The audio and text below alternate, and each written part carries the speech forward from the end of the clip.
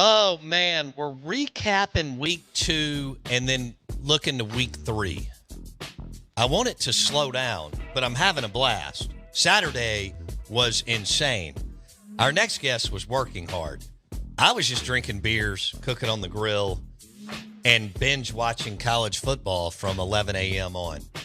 Other than Mississippi State, forgetting how to tackle, it was an epic day for me. And a wild one. Auburn lost to a bad staff and a team they out-recruit by 50 spots. Hugh Freeze doesn't do that. He's a good football coach. Sam Pittman dropped the ball. What was he doing late in the game? Gundy's just a freak. Texas dominates Michigan.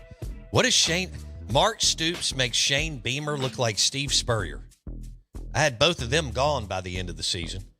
No, not both. Sorry, I had Pittman and Beamer, but Stoops is obviously good. He's got $100 million. I'm exaggerating on his contract, but unbelievable day. Let's welcome in our friend Tom Luginbill on ESPN 105.9 The Zone. Lugs, National College Football Analyst with ESPN. He joins us on the Farm Bureau Insurance Guest Line. It's brought to you by all the Spring Street cigar shops in the state of Mississippi. All of them have smoking lounges, which is good for me, and it's good for you. And they have premium cigars like Drew Estate, Liga Privada, Olivas, Monte Cristos, and all the good stuff that Rocky Patel's that we all love to smoke while we're watching the games. Tom Luginbill, what in the world? It's like I'm taking crazy pills. What happened on Saturday with college football? Well, do you want to start in South Bend? How about that? Right when I tell you last Tuesday, I'm like, hey, Lugs, I think Notre Dame looks like SEC on the defensive side of the football. So impressed with their physicality down at A&M. And I think Riley Leonard will figure it out because he's a dude, and they hired back their offensive coordinator from LSU, and their schedule looks great. And then they lose to Northern Illinois 14-13, Lugs, or 16-4, whatever it was. Yeah, so here's the deal with that, and I do think there's some validity to what I'm about to tell you here, and that is, you spend so much of your time, your energy, your passion, your focus is just so integrated on performing well in that opening game, right? You have an entire off season. It's a huge matchup. Everybody's wondering, could Notre Dame go into College Station and beat Texas A&M? Because if they do, look at the rest of their schedule. We all heard it, right? We all talked. And I think what ends up happening, Bo, is you do that, and then you somehow win that game, and what's your first human instinct? It's to take a breath. Mm-hmm. It's to sit back and go, man, we did it. We did it.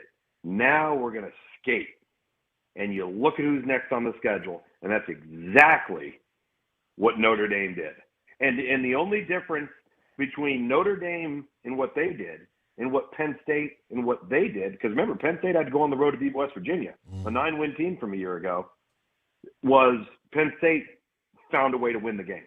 That's the only difference. And so, again, when you're dealing with these young kids and you take your foot off the gas, I would venture to say that Marcus Freeman and his staff, whether they did or did not, would have coached that team harder this past week than they coached the entire training camp because of what happened on Saturday. No, I think it's a good point, Luke's. I think it's always happened for decades in college football because it's 18 to 23-year-olds. We just focus. We get to see all of it now and know so much because of what you do and I do and streaming and 247 Sports talking about it on Sports Talk Radio and everything else. But I agree with that. All right, I've got to dive in. So Notre Dame could still make the college football playoff. They want Notre Dame. Notre Dame could go 10-2, and I still think squeeze in at 11 or 12. The schedule's still favorable. Yeah. They do have Southern Cal later, and we think Southern Cal is better. They're better. But then, what we thought because of week one. But I want to go to Auburn on the Plains. What happened in Tempe didn't surprise me. I'll get to that in a minute. We do want to talk local as much as we can with you, with our two teams. Mm-hmm. But Hugh Freeze has proven, like, we'll see what happens with Levy. I hope he does well, but he's going to have to develop into a head coach. Hugh Freeze has proven the dude can win at Arkansas State, Ole Miss, Liberty, and almost beat Georgia and Bama last year with an average roster, Auburn-wise. So Cal, Justin Wilk, the only reason why he's still there is because they don't even care about football. Peter Sermon is his defensive coordinator. We lived that in 2016 here. Dan Mullen moved off that in 5 seconds. They out-recruited him by 50 spots. How did this happen down in the Plains on Saturday, Luke? Their quarterback was 5 times better than Auburn's, and Auburn turned the ball over 5 times. It's that simple. I mean, I don't care if you're playing Cal or you're playing Cal Poly. You're going to struggle if you give the other team the ball 5 times, and on top of it, the quarterback on the other sideline, Fernando Mendoza, is a player. I mean, at one point he was 20 of 22. He ended with a great day. They made fewer errors than Auburn. My issue with Peyton Thorne, it's very similar to my issue with DJ Uiagalelei, in the sense that the sample size now is so large that how many times does a guy have to show you what he is before you start believing him? Because that's average to adequate is what Peyton Thorne is going to be.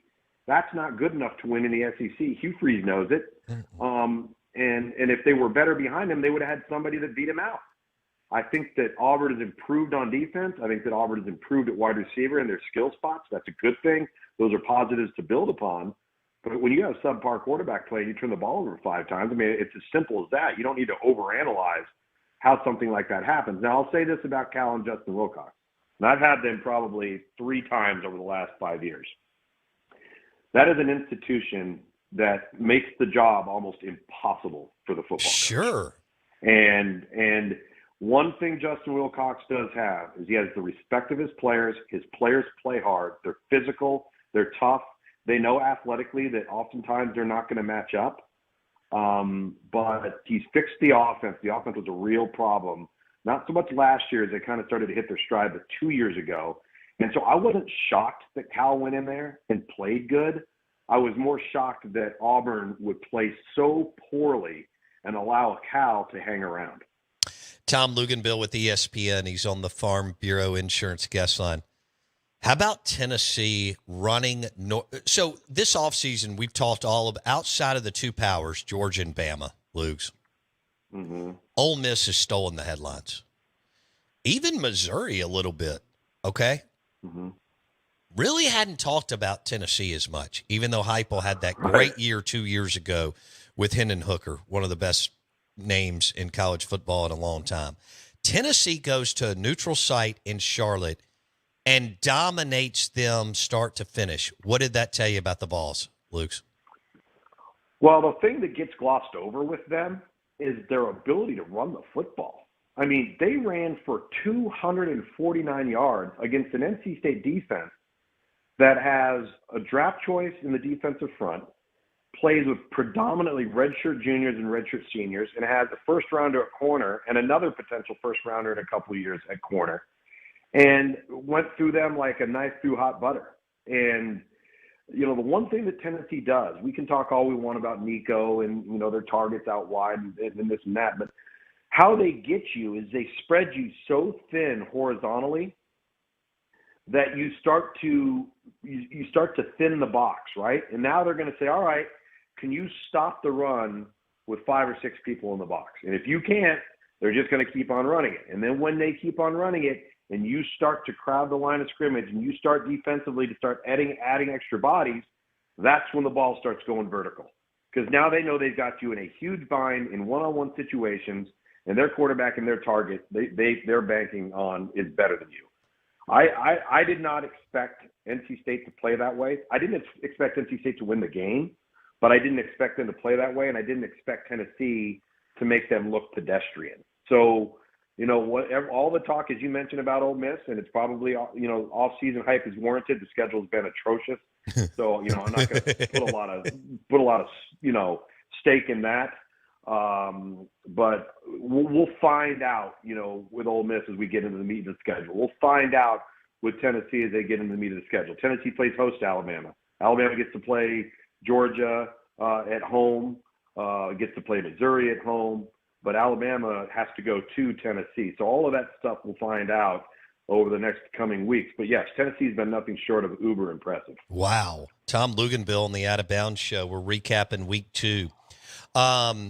Okay, speaking of Alabama, they didn't look good. And I think DeBoer will figure it out just because, again, I'm going by guys with proven track records like Freeze. That's why I think Hugh will eventually get it. I still can't believe they didn't go spend $700,000, $1 million in the portal to go get a QB. But I can't believe he ran it back with Thorne. But me neither. Okay. All right. Bama did not look good for the second year in a row. 2 different staffs, 2 different things against South Florida. I get South Florida's got a good up-and-coming head coach, but the talent discrepancy, Lugs, is like me playing against the Ravens defense. So what did you think about Bama and how they just didn't look – they looked lethargic and didn't look good? So I'm going to be our Monday morning voice of reason here. And we're going to get in our time machine, and we're going to go back to this exact week a year ago. Remember what all the talk was about Alabama? Yeah. They suck in the offensive line. Caden Proctor's a problem. The quarterback can't play. We need to see Tyler Buckner. So what does Nick Saban do? Nick Saban on the road at Tampa, and he throws them all out there and says, okay, here they are. Is this what you want? You sure? This is what you want? And remember, on that day, Alabama could not complete a forward pass. They won the game 17-3, okay? The exact same criticisms, the exact same perceived problems. Fast forward, they're in the college football playoff and have cleaned a lot of things up. Right. On Saturday, you win 42-16. You turn the ball over 3 times and you commit 13 penalties. And so my analysis is, was it perfect? No. Are there things to correct? Yes. Are penalties and turnovers correctable, coachable things? Yes. I thought late in the game, Alabama just flipped the switch and said, okay, enough of this nonsense. And they got out of the funk. They got out of the funk. And not a lot of teams are capable of doing that. You'll hear coaches talk all the time. But if you're not ready to play, you don't just flip a switch and all of a sudden become a different team. Well, Alabama did that. Now, I think they got a problem at right tackle right now, okay? They had to work around Caden Proctor by moving Tyler Booker out to left tackle, which I thought he was fine. He played tackle all throughout high school at IMG, but he's been their guard. They'll be okay. Jam Miller is dynamic. The receivers, I thought, played well. I thought the leadership from Jalen Milroe through the air, on the ground, and when they needed to have it, he played really, really well. The question marks are in the defensive back end right now for Alabama because they are young. They are really, really young. And you watch. South Florida will have better offensive skill and team speed than Wisconsin will. And so I think, playing that team that was a really good team a year ago and could win the American, was it pretty at all times? No. But Clemson goes out and scores 56 points with 3 minutes and 30 seconds to go in the second quarter against a giant killer in App State, who has a reputation for playing great in those games. That was a no contest. So I would push back on the panic a little bit. No, I like and this. Remind Alabama fans, and college football fans, this is exactly where you were a year ago, only this version is with a different head coach and actually a more experienced, better offensive line and more experienced knowledge of the quarterback position than you had a year ago. So tap the brakes a little bit. Let's see where things go. I think the other thing, too, in this discussion as it relates to an Alabama is Texas and Georgia have been so flawless that we're going to tend to nitpick, find flaws, have an urge to press the panic button when we shouldn't, not just for Alabama, but for other programs, too. All right. Tom Luginbill on the Out of Bounds Show. All right. Mississippi State. Arizona State, Sam Leavitt, one-dimensional QB. They give up an unbelievable amount of yards on the ground. They didn't really make an adjustment until the second half. They did play better in the second half. They played bad on offense and defense. How do you see this? Is this just something where, hey, this team's in major transition rebuild and Jeff Levy's going to have to develop as a head coach and staff? Or do you look at it through another lens or another way, Luke?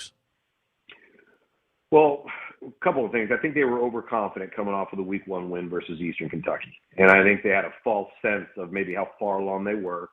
You're playing out in the desert. It's hot as all get out, right? It's a foreign territory. You're 3-11 on third down, so that's killing you on the road. Can't run the ball a lick. 26 rushing attempts for 30 yards. For 30 yards, you turn the ball over, Arizona State doesn't, and the problem was you rarely had the football.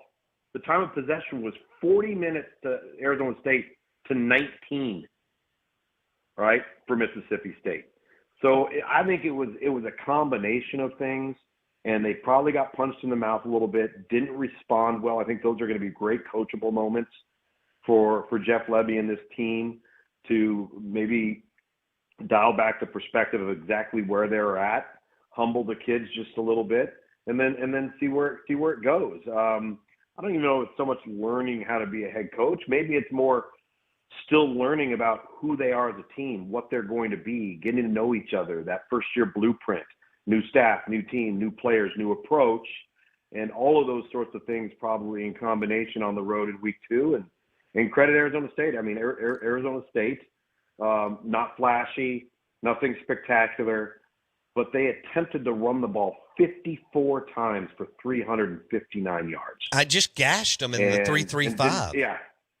Yeah, it didn't turn over the ball. I mean, that's sometimes I think we all overanalyze. Sure. Right? And then you start to realize, what wins and loses football games? Turnovers, penalties, explosive plays on either side of the ball, and then how you perform on third down.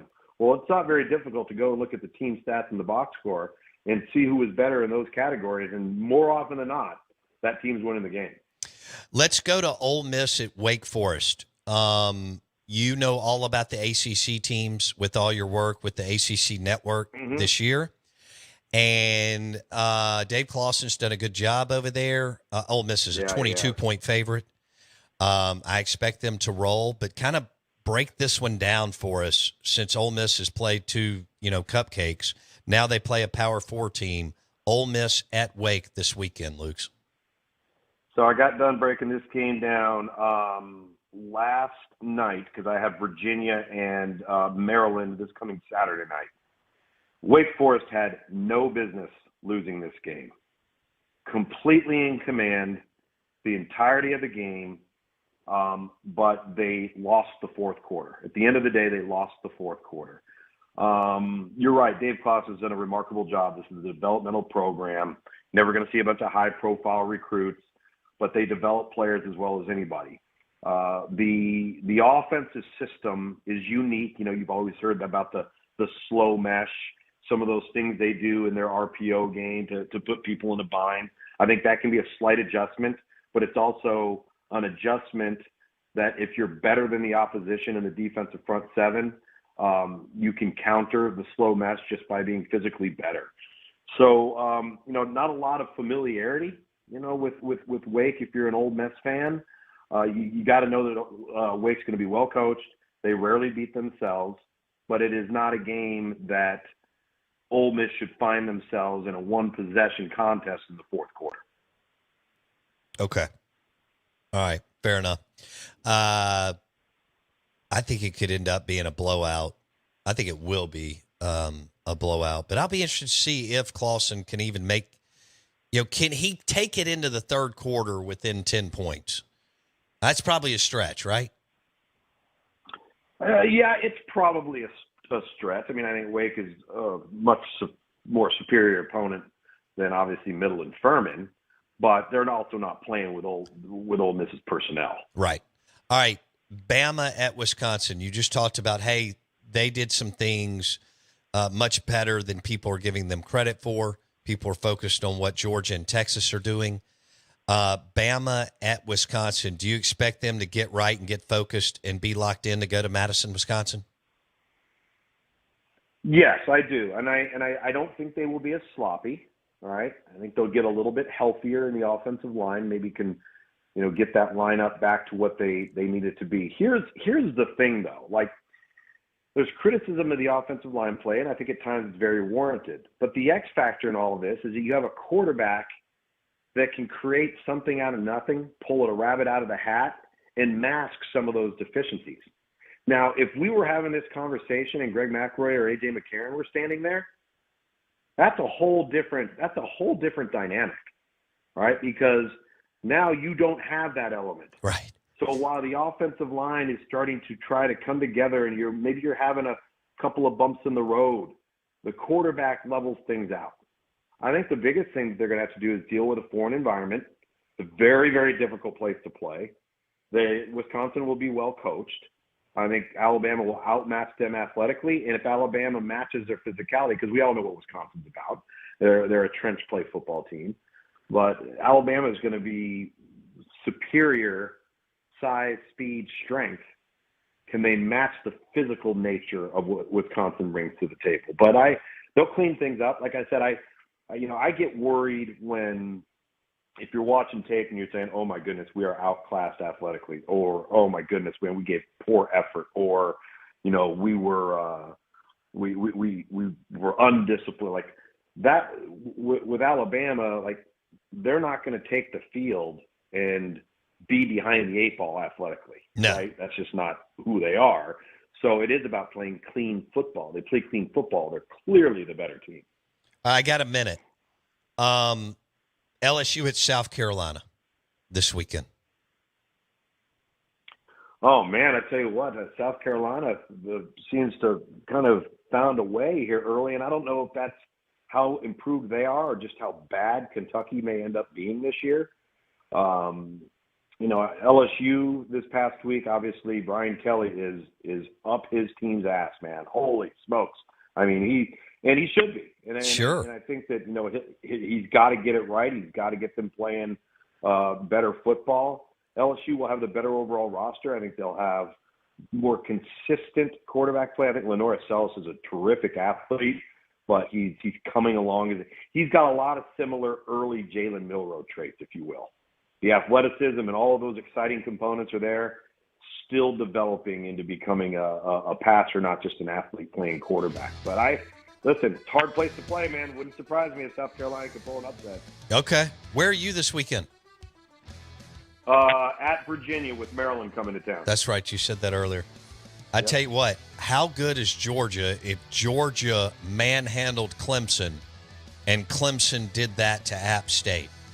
Whoa. I know, right? Whoa, I thought about you Saturday. I mean, Clemson just dominated that game. Dude, listen, that was a college football playoff team I watched on Saturday, I can tell you that. Wow. Have a great week, my man. See you, buddy. All right, man. You too. See ya. Tom Luginbill on the Out of Bounds Show and the Farm Bureau Insurance Guest Line. And it is brought to you by RPT and Rick's Pro Truck in Gluckstadt, Flowood, and RPT Commercial in Pearl.